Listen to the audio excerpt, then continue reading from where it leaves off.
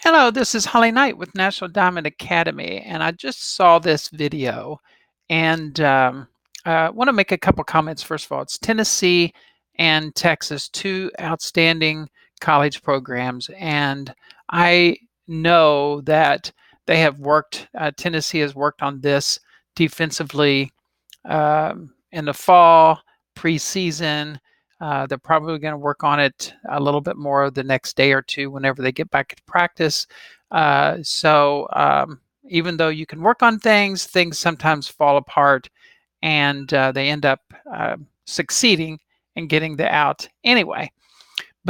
So I don't want to be overly critical, but there's some things I want to break down here on this. It's a first and third situation, and I want to make sure it's clear. It is actually two outs in this situation of the third, and you can see again, it's first and third is the situation.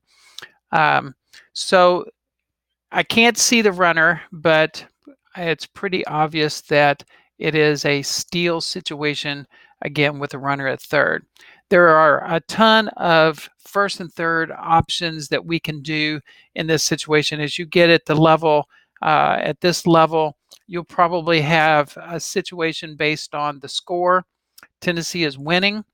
A lot of times, for me personally, if I'm winning the game, especially if it's two outs, unless I just don't believe my catcher has the ability to throw out the runner, then I'm just going to throw through to throw her out. And if they give up a run, I think it's really important that the opponents know that you will do that. Because if you don't, if you only do one thing and you play it safe all the time, then they basically have second base stolen very, very easily. They'll send everybody. So again, if you're at middle school to high school, probably, hopefully high school, you have a couple plays of which one of them is throwing through. You have to eventually be able to throw runners out in this situation, or you continue to put yourself in a really bad position defensively. Okay, so runners are on first and third, and it is two strikes on the pitch. And so let me see if I can start it here. I actually stopped the play here. So I'm going to stop it here. I stopped it on purpose just to kind of make sure, and you can hear the commentation and commentator and the people in the background and stuff. Looks like a pretty good throw. Looks like the shortstop is over to cover. Again, I can't see everybody else what they're doing. A pitcher is down, which is what she should be doing, and at this point. So we'll go ahead and play forward. As I said, I've got it stopped when I recorded it because I wanted to kind of look at some things. And let's see here, hopefully. Okay, I stopped it there again. So you can see and you could hear the commentators say the runner goes. So shortstop clearly catches it up here. So I don't think she was at the bag. So there was some sort of cutoff play instead of throwing through the runner, I'm guessing. So let's see, we'll fast forward here. Okay, at this point, so yeah, the shortstop, well, obviously either the runner stopped halfway to get the runner at third to score, or she's run back from second to this point. This is the second baseman right here. The shortstop is running. Now, again, if you're at a higher level, high school to college level, you probably work on this a lot. At least we did at programs that I coach. We worked on it. You don't want this runner. You can see that she's looking over at third. And that's one of the things that you notice through this whole thing. There's a whole lot of work done here, and they're trying to make decisions visually.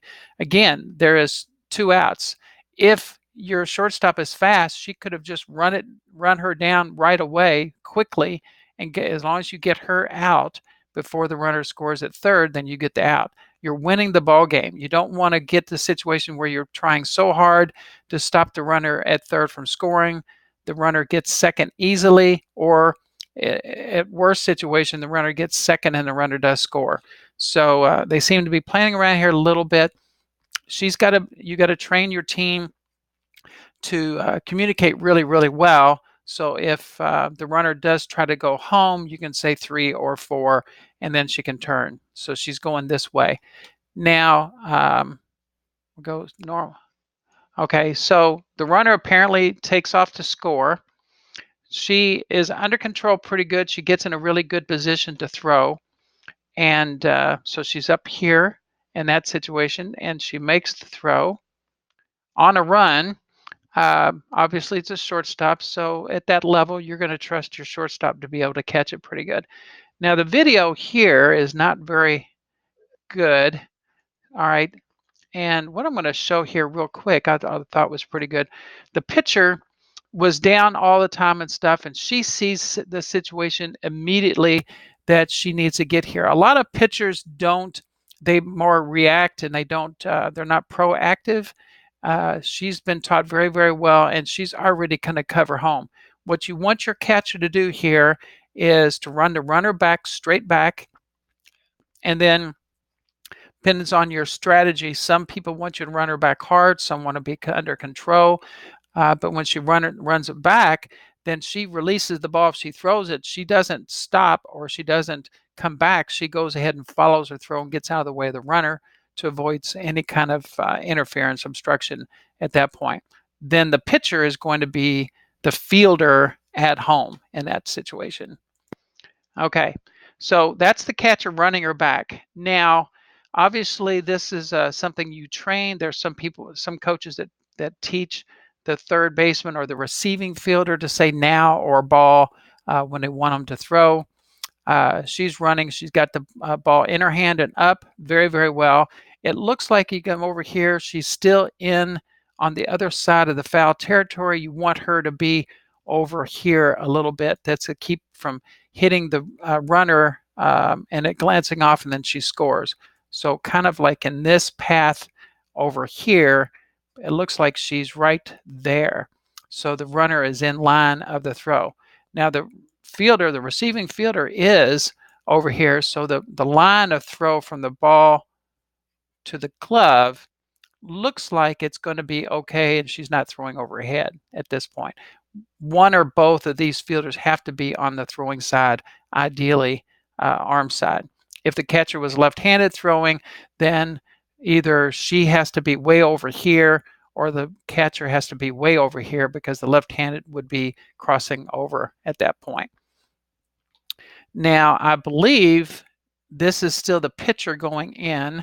And at this point, hopefully, you can't see it, but you get the left fielder hopefully backing up in a pretty good position.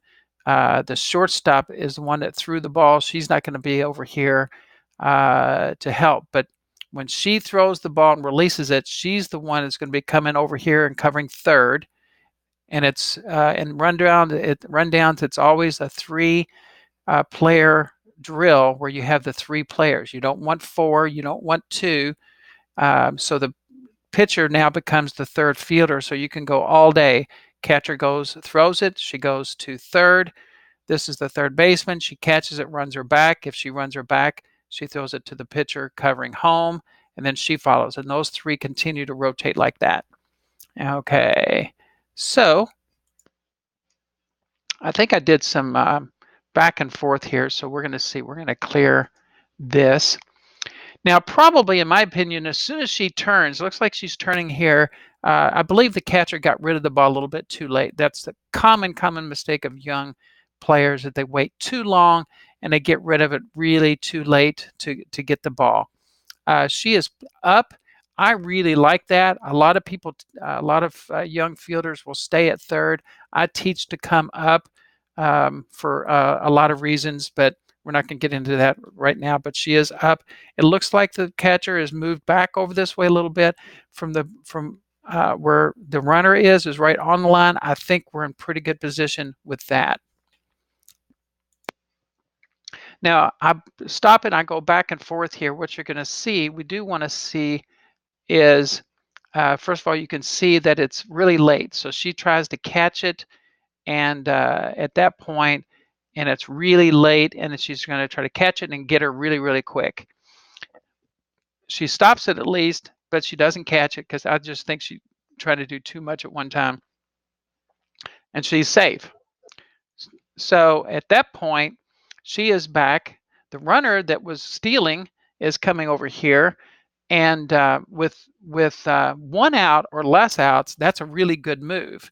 But um, you, if she stayed there, like you can see the runner coming over here, she's coming over this way a little bit here in that position.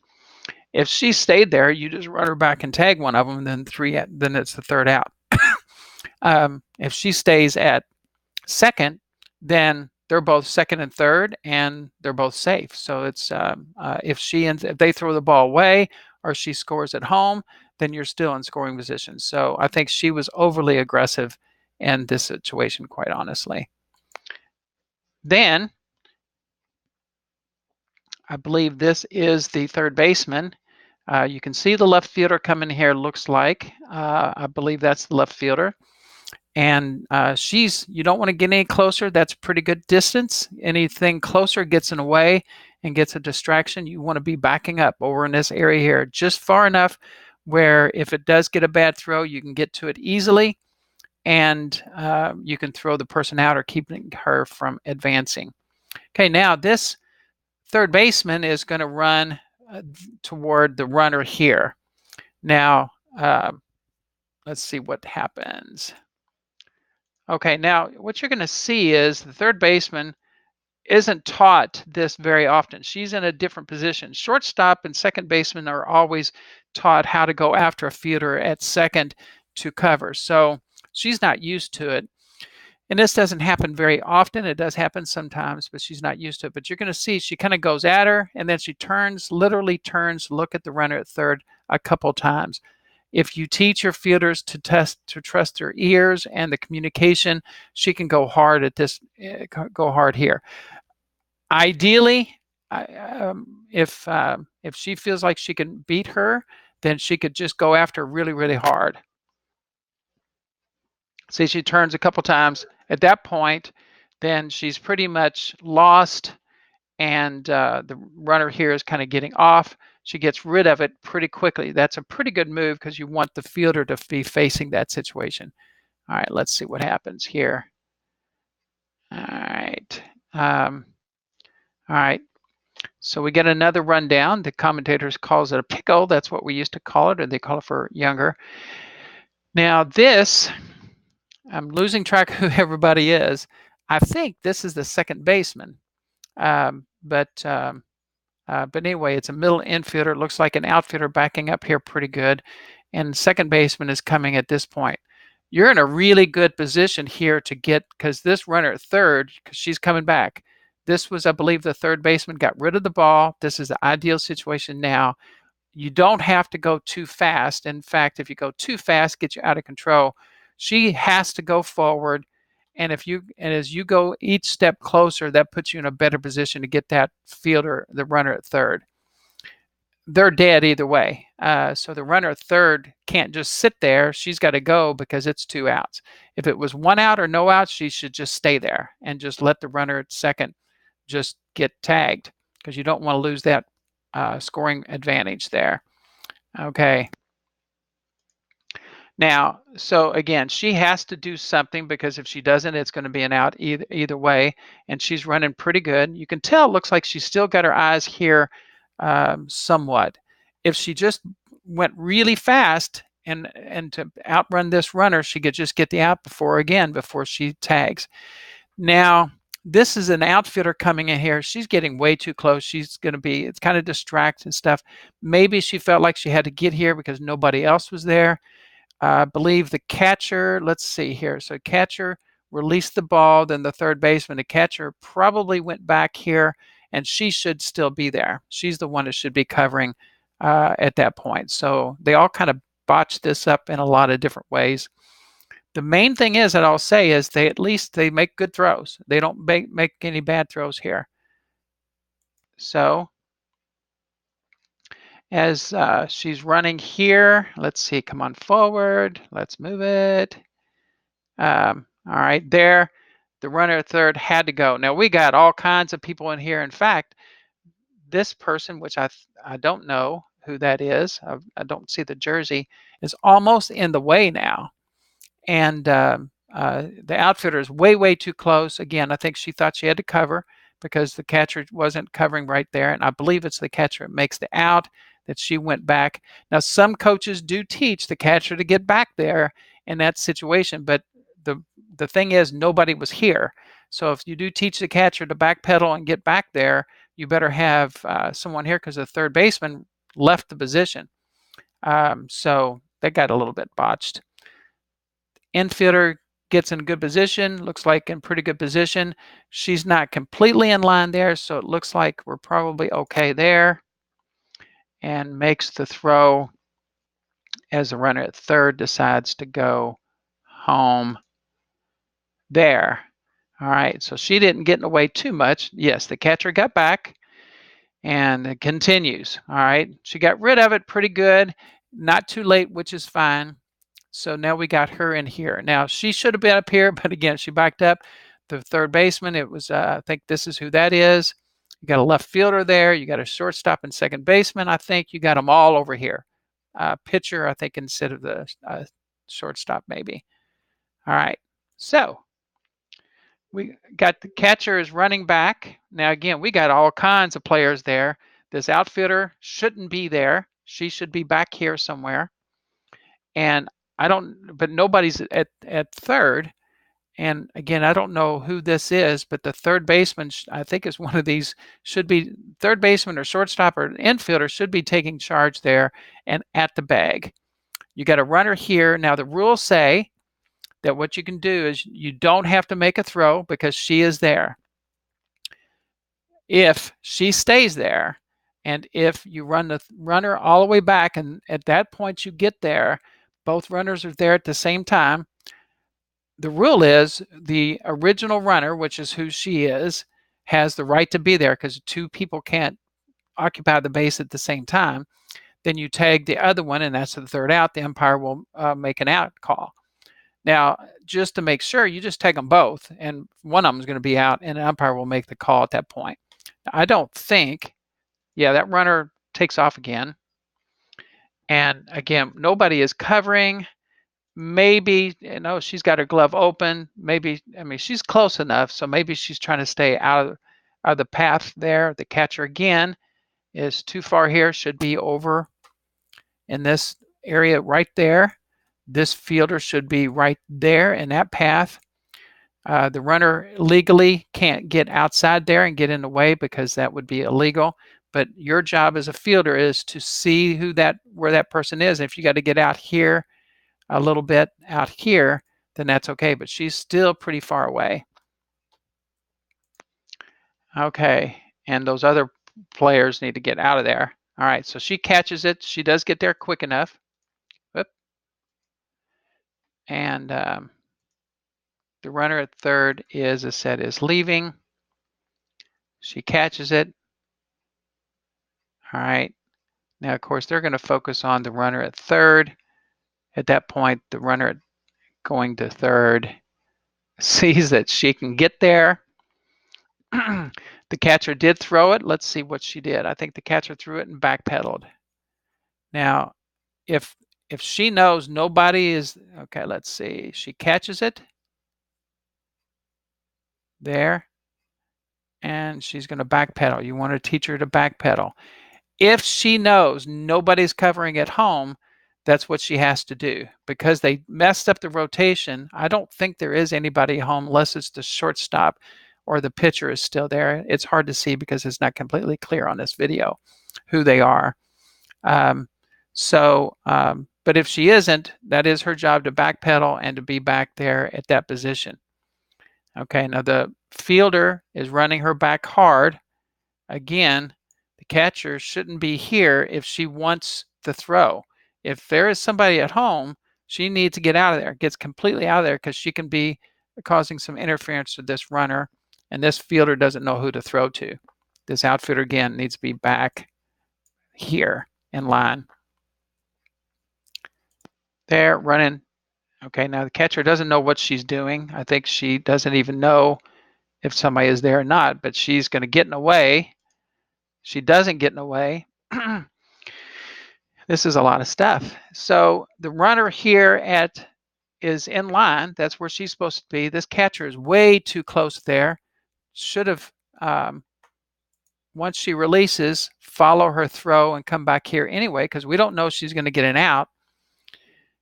Now, the other thing is, obviously, her foot is on line, so it looks like she's throwing over her head, which you don't want to do. You want her to be over here somewhere, and she did catch it out here, so she could have been straight in that path right there pretty easy. Again, young fielders have a tendency to always go toward the line, and she gets rid of it, throws overhead just in time, and all right, that looks like, okay, I can see number 7. That is a left-handed position player. I don't remember if the first baseman was left-handed, so that's another position that can rotate down there. I don't know. I think this is the pitcher. Looks like she's got a face mask on.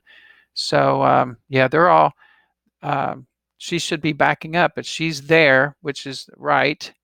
She's the backup plan at that point on the rotation. Ultimately, they get the out, and that's what matters. The second thing is what they did really good. They made a lot of throws on a run in a lot of situations, and they didn't make a bad throw. And you can do rundowns really poorly, organizational wise, but as long as you back up well, as long as you make good throws, you're going to be able to get the runner. So anyway, just this is a new kind of an idea I thought about doing when I see some video like this. I thought I might try to grab some and just kind of commentate on some of it. So let me know what you think. Thank you.